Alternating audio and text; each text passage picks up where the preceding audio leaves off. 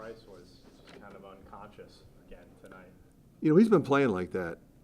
He really has been since the summer. Really consistently shooting the ball well, consistently playing well at both ends. You know, much more aggressive, driving the ball, making plays. He was always a good defender in high school.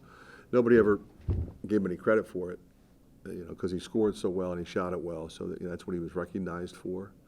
But if you watched him play, he defends. Fran, Owen said you guys needed to be better on defense down the stretch. We needed to be better on defense the whole game.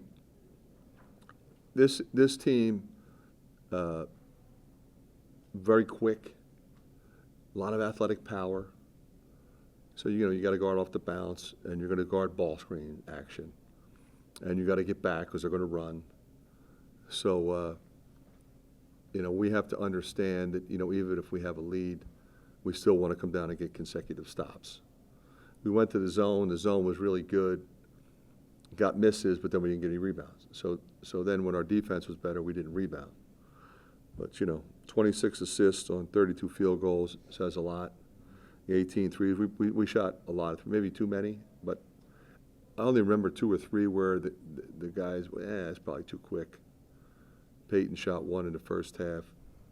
But most of those guys were open, and it was after ball movement. But, you know, we're getting there. Brandon, talking about the defense, Owen said that you guys, or the guys needed to take a little bit more pride. Would that be your diagnosis too? Well, he got tired, you know, and I think he struggles when he gets tired. So he's put on all that weight, and it's helpful in some respects. But then, as you know, the way we play, and quite frankly, who he is. I mean, he's an athlete. He's a runner. He's a rim runner, and so you want to be able to sustain that a little bit better. So I don't have to take him out, or he doesn't get 4 fouls.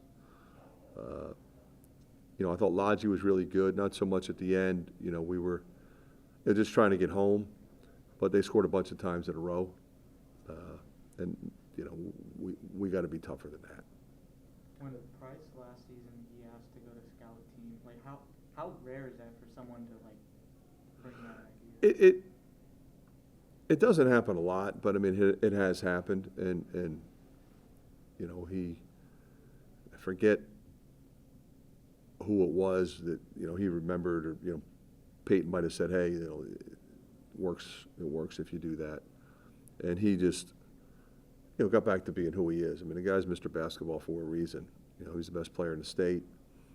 And he was trying to fit in. He's a freshman and trying to be solid.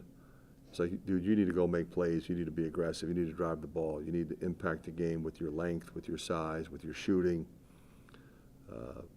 You know, he played point guard. He played center in high school. He played everywhere. So, you know, you could see it coming at the end of last year. We started playing him a little bit more. He had some big games, and then right from the get-go, he's been terrific.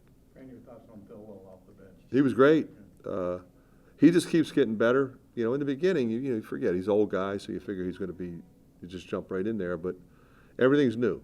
They ran all sets where he was, and we run a little more free-flowing, and which I think is good for him because he can play that way. But the other thing is he can play. You know, he can put pressure on the ball. He can play defense and guard his man. So what you're seeing is a guy that's little by little keeps getting more and more confidence in what we're doing and being here and playing with the guys on his team that he now knows. You know, when you're at the same place and you're the all-time winningest player at that school, you kind of know what to expect, and now everything's different. But he's having fun, and I'm happy for him. He seems to have adapted to, I mean, I'm sure he played 35 minutes a game last year, roughly. Yeah, he's bought in, Mike.